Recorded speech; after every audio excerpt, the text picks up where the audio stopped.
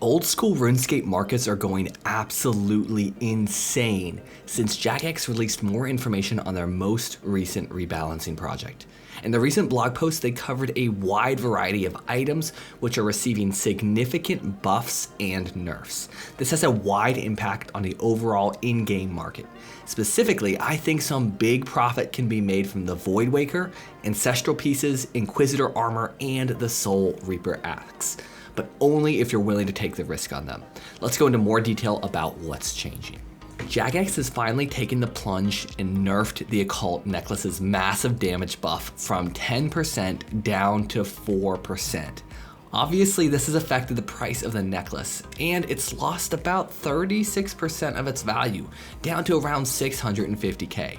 However, Jagex is buffing Ancestral and Virtus magic damage by 1% per piece, keeping Ancestral as best in slot and driving that price up for both mage sets.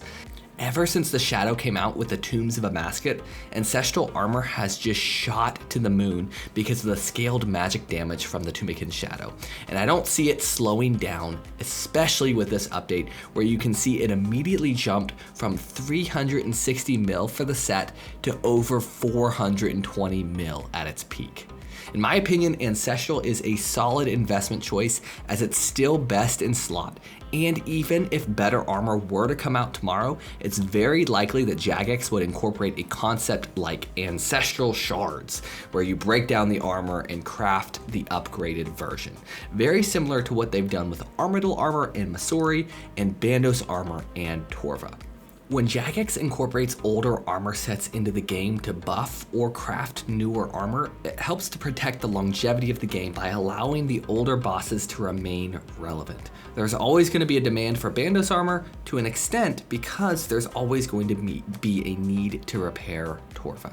To summarize, I see Ancestral holding its value and potentially increasing over the long term when it will be used to craft a new best in slot item.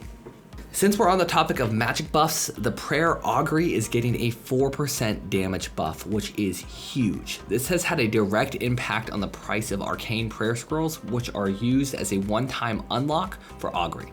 This month, Arcane Prayer Scrolls immediately jumped from 5.6 mil to over 8 mil, a 30% increase in price.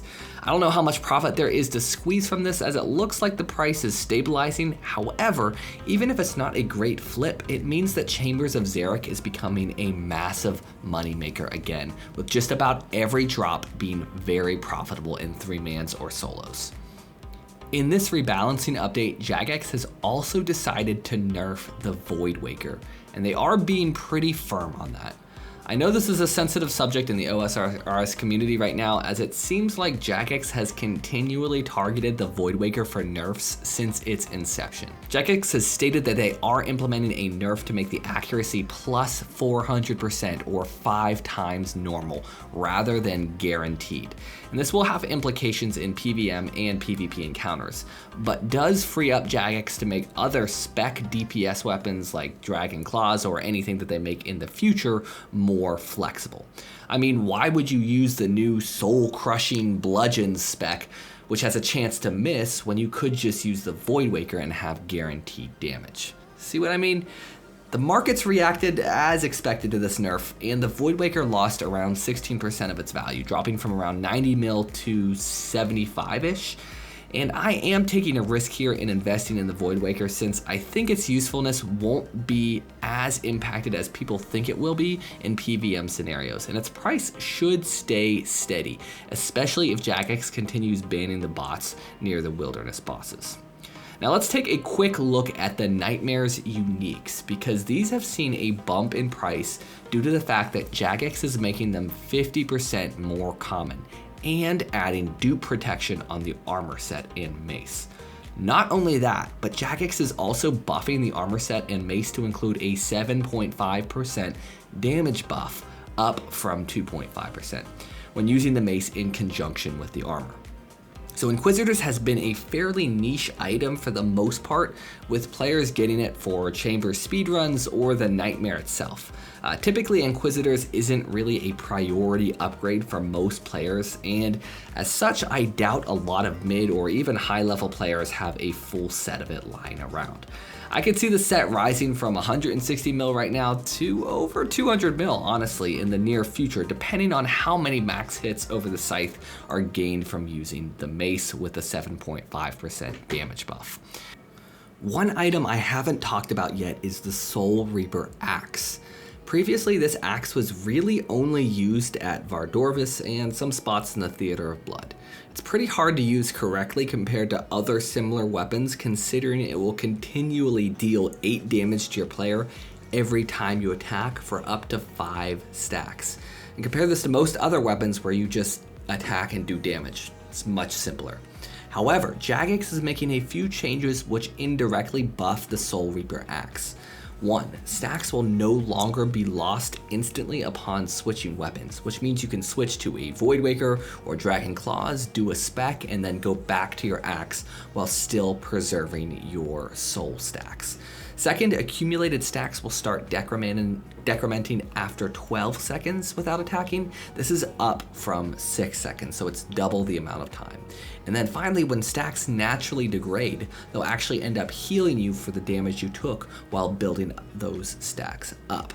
This definitely makes the Soulreaper axe more desirable. And just this month, the axe is up over 77 mil, and I think we'll see new bosses and new use cases for it come out soon. Remember when the Venator bow was just average when it was released, but now it's a best in slot item at the Whisperer and the Coliseum, not to mention its benefits in Slayer? I have a feeling something similar is going to happen with the Soulreaper axe as well. Finally, Jagex is giving a much needed buff to the Elder Maul. They buffed it in the past, but it's still seen little to no uses outside of like a PvP finisher.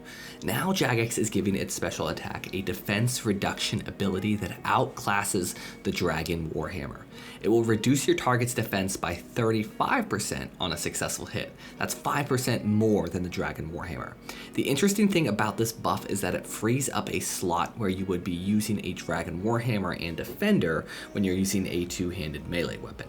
Yes, I am predominantly talking about bringing the Elder Maul and Scythe instead of Scythe, Dragon Warhammer, and Defender into the Theater of Blood. This makes room for a much needed inventory slot. Now the buff is alright, I guess, considering it is a mega rare from Chambers of Xeric, and I'm pretty sure literally everyone would rather just get a T-bow instead. So I'm actually shocked at the market's response. The Elder Maul shot up from around 31 mil to over 156 mil, which is an increase of 503%.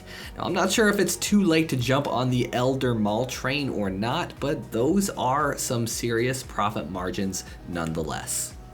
Now we've covered quite a few changes, and in the upcoming project rebalance, and I think it goes without saying, but take all of this advice with a grain of salt. I'm not a financial advisor and I can't predict or manipulate the markets. I'm just giving out some of my thoughts and opinions, although I hope to see some of these predictions come true so we can all make some money. And I'm hoping to get more regular about my streaming on Twitch as well. So if you want to stop in and say hello or check out some PVM content, you can find me at twitch.tv/runewraith_. Thanks for watching. Don't forget to like, comment, and subscribe, and I'll see you next time.